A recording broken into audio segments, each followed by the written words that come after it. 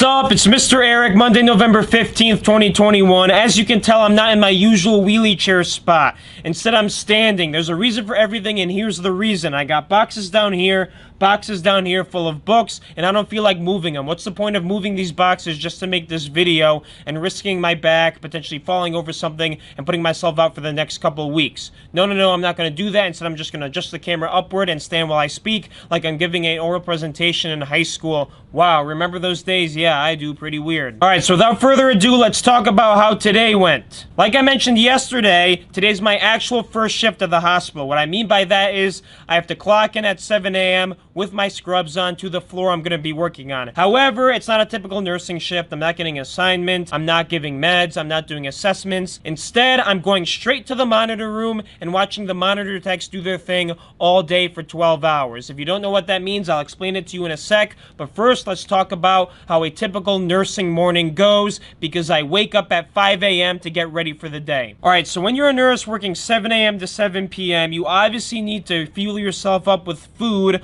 Otherwise, you're going to get stomach cramps, you're going to be mad tired, you're not going to feel good, you're not going to think straight on your shift. So you got to make sure you wake up early enough, in my case 5 a.m., to do all the stuff you need to do to get yourself ready for the day. So what do I specifically do? Well, I shower, I brush my teeth, I do my hair or whatever, and then I make myself breakfast. I have oatmeal, eggs, some fruit, and I pack myself a lunch. This all takes like half an hour to 45 minutes, so by the time I'm done, it's around 5:45, 6 a.m. I'm out the door at 6 a.m. because it's a 30-minute drive to Hartford, where St. Francis Hospital is located. Now, I told you my shift starts at 7 a.m. Mr. Eric, why are you leaving the house at 6 a.m. and getting there at 6:30? Well, let me tell you why. When it's your first shift on a certain job, you want to understand how long it takes you to get from your place to that place, and especially the unit you're on in the hospital. If you don't understand your time frames, you're going to show up way too early sometimes or way too late. What's the problem with showing up too early? Well, you look like a sucker, plus you're just going to be sitting there. I'd rather get some extra sleep at home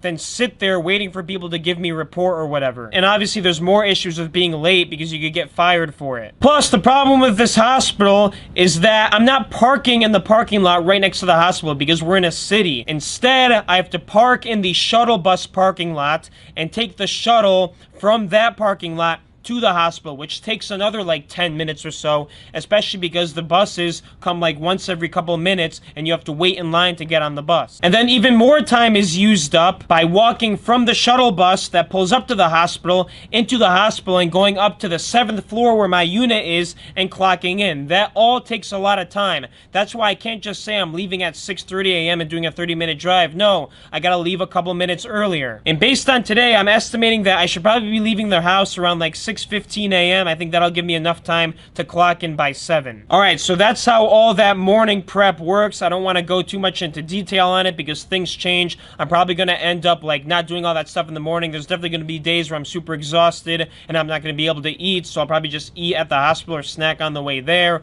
We will see what happens. I'll keep you updated. Okay, so now into how the actual shift goes. Like I said, I'm in the monitor room, so let me educate you on what a monitor room is in a hospital. So, there's patients who are sick that have like heart conditions or potential heart conditions. When these patients get admitted to a hospital, they need constant cardiac monitoring. The way that this is done is via a telemetry unit or telemetry equipment, which is like a remote assessment tool that shows pictures, graphs, all this stuff about how the heart is functioning and sending it to a room where people can look at screens to determine how the heart is functioning. The best picture you can get of how a heart is functioning is called a telestrip. It shows the electrical conduction pattern of the heart. So that's what this telemetry is showing. It's showing this telemetry strip at all times 24/7. So if you got this patient who's post-heart attack, you're going to throw him on a telemetry box, telemetry unit, which is like these 5 electrodes that get placed at different parts on the chest. You got one here, here, here, here, and here. And then it's connected to this box thing that's like a computer.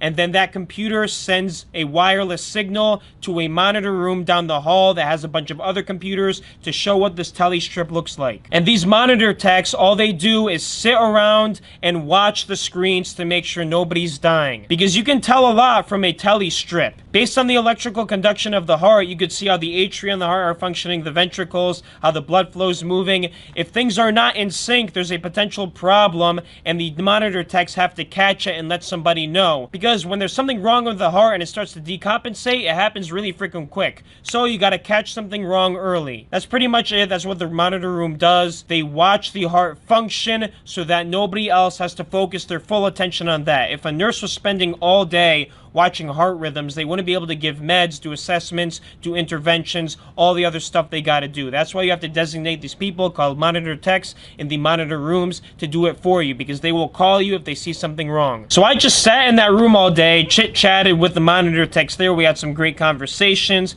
Plus, I also completed some health streams. If you don't remember, health streams are like these online modules that you have to do to get competencies in certain things like safety, suicide, fall risk tools, other tools.